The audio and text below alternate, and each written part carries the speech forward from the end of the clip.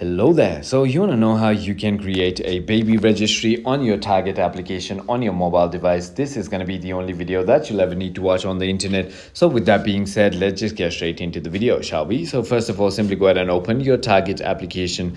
Once you've done that, I hope you've already logged in into your account. Now all you need to do is simply go ahead and tap on the My Target application on the icon on the bottom right.